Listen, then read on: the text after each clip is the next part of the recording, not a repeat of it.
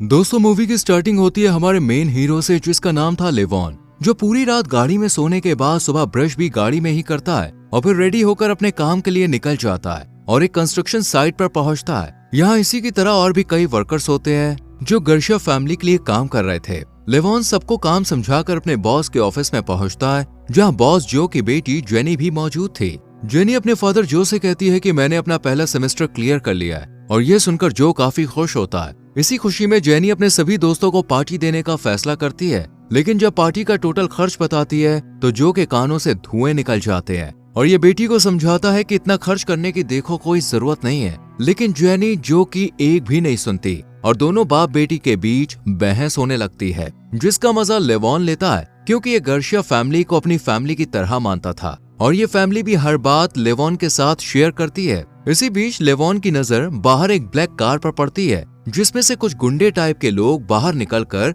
एक वर्कर के साथ मारपीट करने लगते हैं। ये देखकर लेवॉन का खून खौल उठता है और ये कीलों से भरी एक बाल्टी को उठाकर इन गुंडों को सबक सिखाने चल देता है। पहले तो लेवॉन इन्हें बड़ी शराफत से समझाते हुए कहता है कि इस वर्कर को जाने दो और तुम भी पहली फुर्सत में यहाँ से चले जाओ, लेकिन ये गुंडे लेवॉन को चाय कम पानी समझकर इसे ही मारने चले आते हैं और फिर शुरू होती है तगड़ी फाइट, जिसमें लेवॉन इन्हें अच्छे से सबक सिखाता है। लेवॉन का किलर स्टाइल देखकर गुंडे भी हैरान रह जाते हैं और अपने साथियों को बचाने उनके करीब नहीं जाते और लेवॉन सबको मजा चखाकर इन्हें गन पॉइंट पर ले लेता है और डर कर सारे गुंडे यहाँ से 9-2-11 हो जाते हैं। यानी मजदूर दिखने वाला लेवॉन काफी खतरनाक था।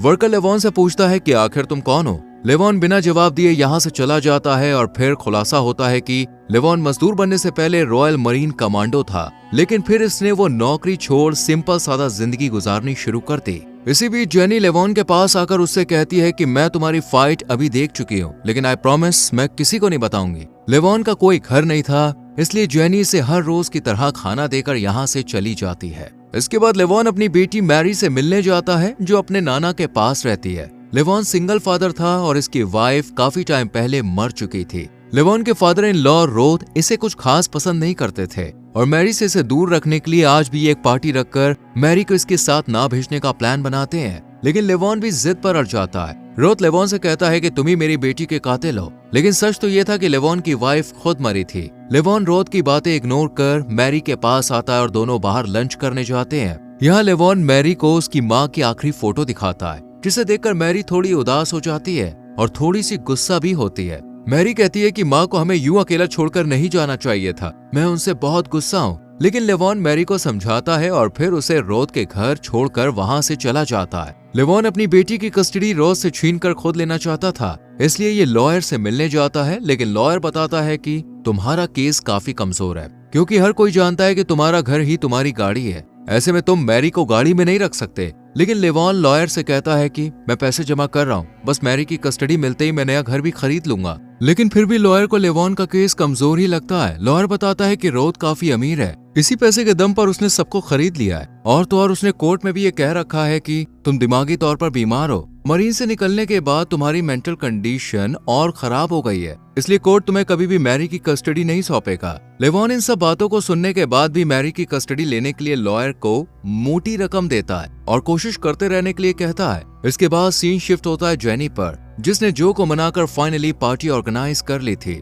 जेनी अपने सभी दोस्तों के साथ पार्टी में खूब मजे करती है और यही जॉनी नाम का एक बारटेंडर भी होता है, जो जेनी पर नजर बनाए हुए था। ये जेनी को देखकर जल्दी से किसी को मैसेज करता है और फिर से जेनी पर नजर बनाए रखता है। इधर हम लेवॉन को देखते हैं, जो छोटा सा घर देखने आया था, क्योंकि अब ये और गाड़ी में नहीं रह सकता था, लेकिन इस घर की कंडीशन भी कुछ अच्छी नहीं थी। यहाँ लेवॉन उदास होकर सोचने लगता है कि उसकी लाइफ किस तरह गरीबी से कट रही है, उसके पास पैसे तक नहीं है। दूसरी तरफ हम पार्टी को देखते हैं, जहाँ जेनी खूब एंजॉय कर रही थी और इस बात से अनजान थी कि वाइपर और उसकी गर्लफ्रेंड आर्टेमिस भी अब उस पर नजर रख रहे हैं। दरअसल ये दोनों सुंदर सुंदर कन्याओं को किडनैप कर अमीर क्लाइंट्स के पास भेजने का काम करते थे और अब इनके निशाने पर थी जेनी, जिस पर काफी देर से ये दोनों चील जैसी नजर गड़ाए बैठे थे। और जैसी जेनी बाथरूम से बाहर निकलती है, वाइपर इसे पकड़ लेता है और आर्टेमिस के साथ जेनी को लेकर यहाँ से फरार हो जाता है। 2 दिन बीत जाते हैं और फिर जो लेवॉन को अपने ऑफिस में बुलाता है।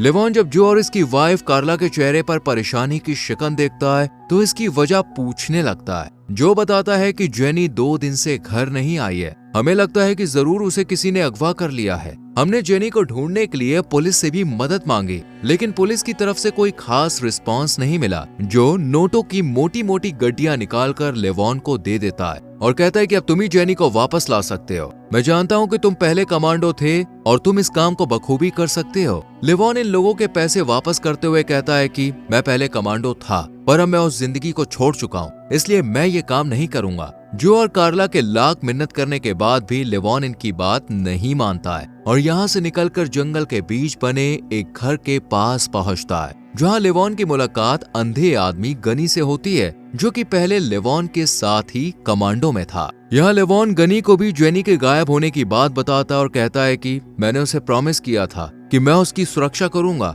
वो बहुत अच्छी है। गनी से परमिशन लेकर लेवॉन अब जेनी को ढूंढने में जुट जाता है और जब ये जो के घर आता है तो यहाँ पर मातम जैसा माहौल बना होता है। सब लोग दुखी होते हैं, जबकि जो खुद को रूम में लॉक कर जेनी की तस्वीर को देखकर आंसू बहा रहा होता है। लेवॉन जो को हिम्मत देते हुए कहता है कि जेनी मेरी बच्ची की तरह है, चाहे मुझे शहर में लाशों का ढेर क्यों न लगाना पड़ जाए, पर मैं जेनी को वापस ला कर रहूंगा। लेवॉन जेनी को ढूंढने की शुरुआत उस बार से करता है जहाँ से जेनी पार्टी करने के दौरान गायब हुई थी। चारों तरफ से बार को जांचने के बाद लेवॉन की नजर बारटेंडर जॉनी पर पड़ती है, जो इलीगल नशीली चीजों को बेचने के लिए लोगों से पैसे वसूल कर रहा था। ये देखकर लेवॉन के शक की सुई जॉनी पर अटक जाती है और ये बाहर खड़े होकर जॉनी के बाहर निकलने का वेट करता है और फिर जॉनी को घर जाता देखकर उसे फॉलो करता है। जॉनी के घर में अंदर एंटर करते ही लेवॉन भी अंदर दाखिल होता है और सोफे पर बैठे जॉनी को गन पॉइंट पर ले लेता है। लेवॉन जेनी का फोटो दिखाकर इससे जेनी के बारे में पूछताछ करना शुरू करता है,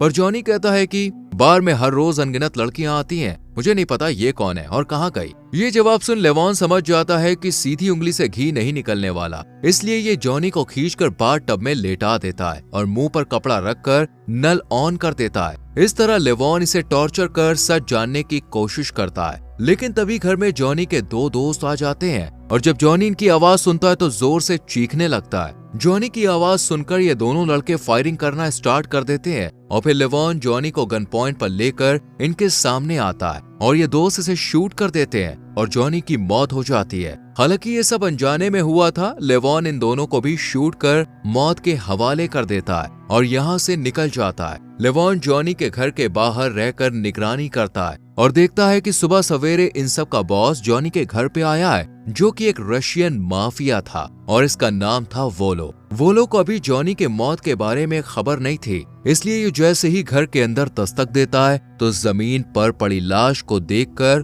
उसका गुस्सा फूट पड़ता है और ये समझ जाता है कि जरूर इसके आदमियों को किसी ने मारा है। इसी बीच वोलो नोटिस करता है कि घर में सारा पैसा और ड्रग्स वगैरह मौजूद है, यानी ये चोरी का मामला नहीं है, बल्कि किसी ने इन्हें जानबूझकर मौत की नींद सुलाया है। लेकिन किसने और क्यों, यही सब सोचकर वोलो को बहुत गुस्सा आता है और ये अपने आदमियों से उस किलर को ढूंढने का ऑर्डर देता है। अभी भी लेवॉन बाहर ही मौजूद था और ये देखता है कि जॉनी के घर के बाहर एक वैन आकर रुकी है। इसमें से कुछ लोग निकलकर घर के अंदर जाते हैं और लाशों का नामो निशान मिटाने के लिए उन्हें छोटे छोटे टुकड़ों में काट देते हैं और फिर ड्रम में इन टुकड़ों को भरकर यहाँ से ले जाते हैं। वोलो के जाते ही लेवॉन अपनी गाड़ी इसके पीछे लगा देता है और कुछ देर बाद वोलो के घर के बाहर गाड़ी रोककर अंदर का नजारा देखने लगता है। वोलो के पास उसकी वाइफ आती है, लेकिन गुस्से में वोलो इसे एक जोरदार थप्पड़ मारकर नाराज कर देता है और उसकी बीवी गुस्सा होकर यहाँ से चली जाती है। लेवॉन जानता था कि जेनी की किडनैपिंग में वोलो का हाथ छुपा है,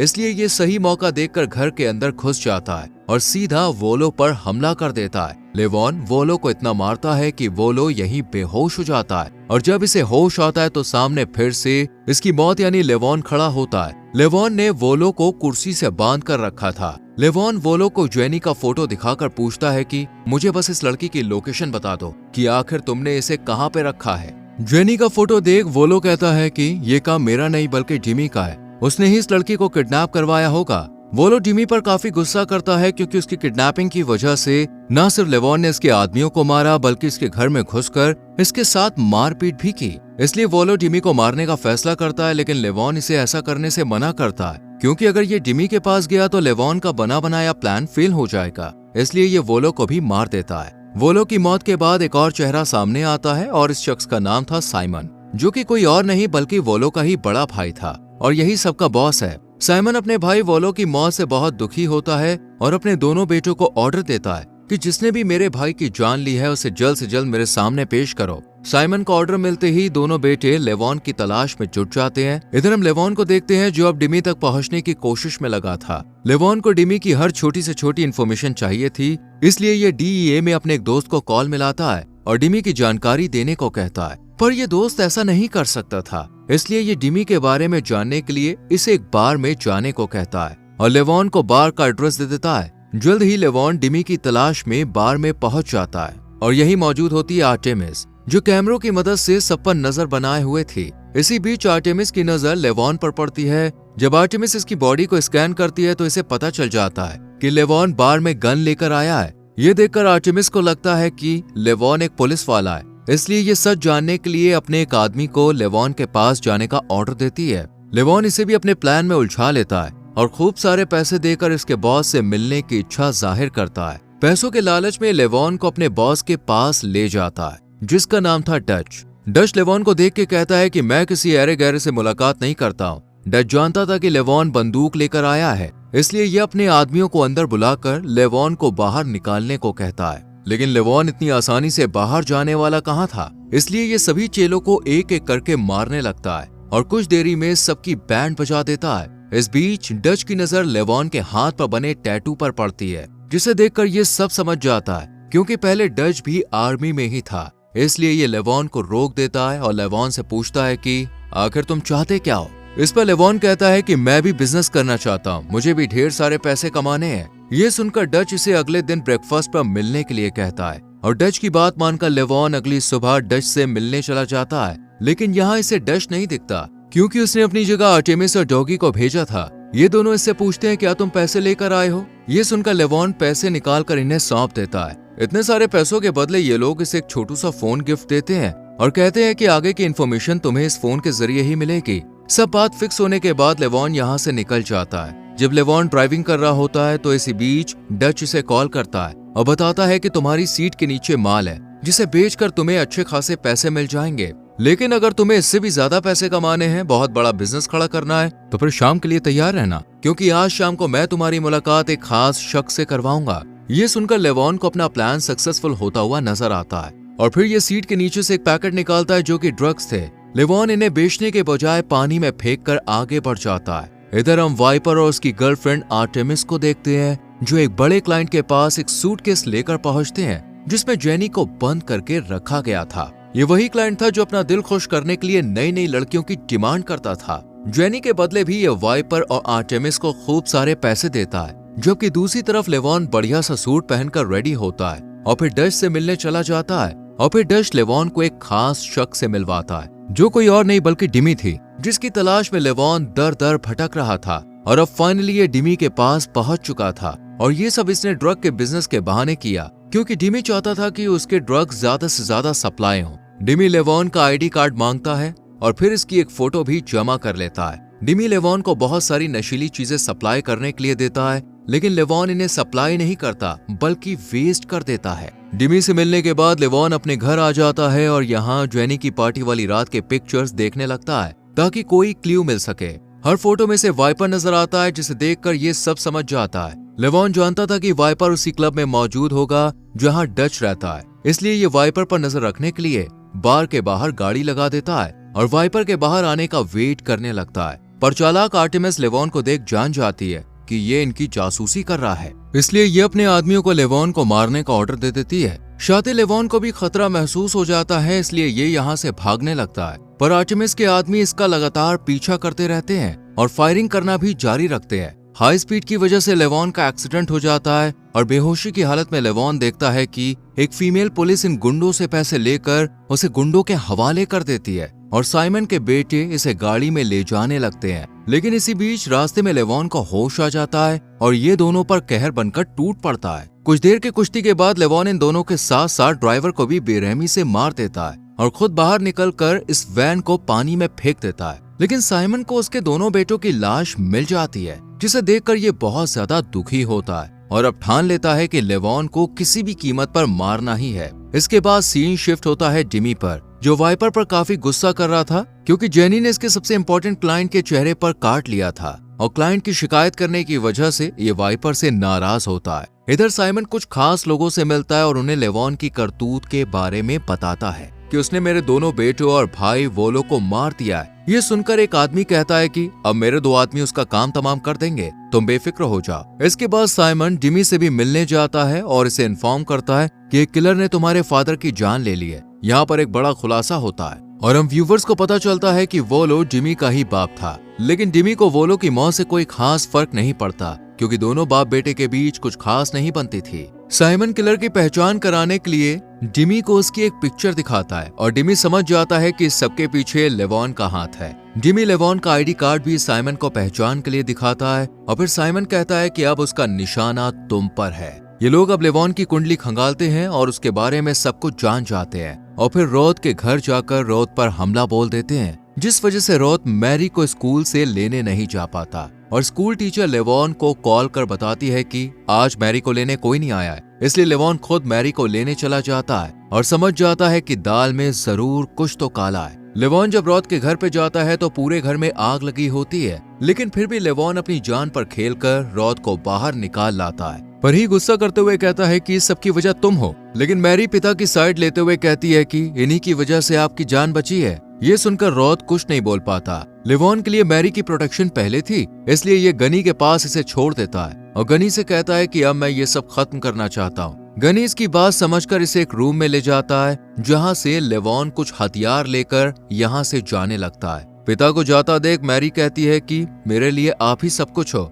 मैं आपको नहीं खो सकती। ये सुनकर लेवॉन अपना एक बैच मैरी को देकर जल्दी से वापस आने का वादा करता है और फिर निकल पड़ता है। इधर हम वाइपर और आर्टेमिस को देखते हैं जो जेनी को मारने के लिए जा रहे थे, लेकिन बीच रास्ते में ही जेनी इन पर अटैक कर देती है और गाड़ी डिसबैलेंस होकर क्रैश हो जाती है, जबकि जेनी मौके का फायदा उठाकर यहाँ से भाग निकलती है और रोड पर पुलिस की गाड़ी को देखकर उससे हेल्प मांगने लगती है। पुलिस जेनी को कार में बैठाकर वापस वाइपर के पास ले आती है, यानी ये वाइपर से मिली हुई थी। वाइपर आर्टेमिस जेनी को पानी में फेंक कर उसे शूट करने ही वाले होते हैं कि इतने में क्लाइंट इन्हें कॉल कर कहता है कि मुझे जेनी दोबारा चाहिए। वाइपर मोटी रकम मिलने की वजह से जेनी को देने के लिए तैयार हो जाता है। इसके बाद सीन शिफ्ट होता है लेवॉन पर, जो डिमी के पास पहुंचकर उसके आदमियों को मारने लगता है। इसी तरह कई लोगों को ठिकाने लगाने के बाद ये आखिरकार डिमी तक पहुंच जाता है, लेकिन डिमी लेवॉन से बचने के लिए एक औरत को अपनी ढाल बनाता है और उसे गन पॉइंट पर ले लेता है, लेकिन लेवॉन सीधा डिमी के हाथ में गोली मारकर इस औरत को बचा लेता है। डिमी को मरने से काफी डर लगता था, इसलिए ये लेवॉन की मदद करने के लिए तैयार हो जाता है और इसे वाइपर के ठिकाने पर ले जाने लगता है। बीच जंगल में पहुंचने के बाद लेवॉन डिमी को कार से बाहर उतारता है और इससे पूछता है कि तुम इस काम को क्यों करते हो। इस पर डिमी कहता है कि अगर मैंने ये काम छोड़ दिया तो कोई और करेगा और बुराई कभी खत्म नहीं होगी। ये सुनकर लेवॉन डिमी को यही मौत के हवाले कर देता है और फिर वाइपर के अड्डे की तरफ बढ़ने लगता है। इधर हम वाइपर को क्लाइंट के साथ देखते हैं और जेनी को भी यहीं बांध कर रखा गया होता है। क्लाइंट इस बार जेनी से अपना बदला लेने आया था, लेकिन इसके कुछ करने से पहले ही यहाँ एंट्री होती है लेवॉन की, जो आते ही तबाही मचा देता है और सबको मारने लगता है और फिर नीचे आकर क्लाइंट से मिलता है और इसे एक ही झटके में यमलोक पहुंचा देता है। ये देखकर वाइपर लेवॉन पर गोलियां चलाने लगता है और दोनों में जबरदस्त लड़ाई होती है। इधर जेनी भी हाथ बंधे होने के बाद भी अपने पैरों से आर्टेमिस को जकड़कर मारने की कोशिश करती है।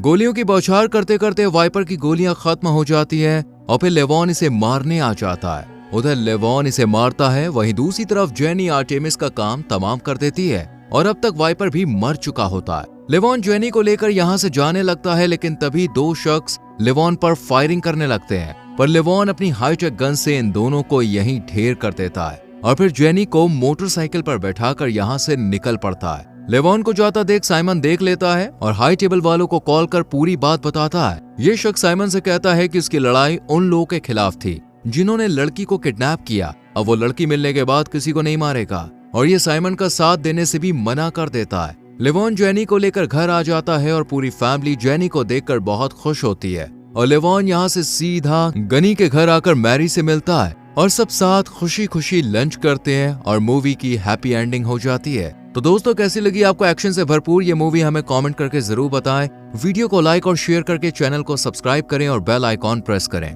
मिलते हैं आपसे अगली वीडियो में। Till then, bye bye, take care.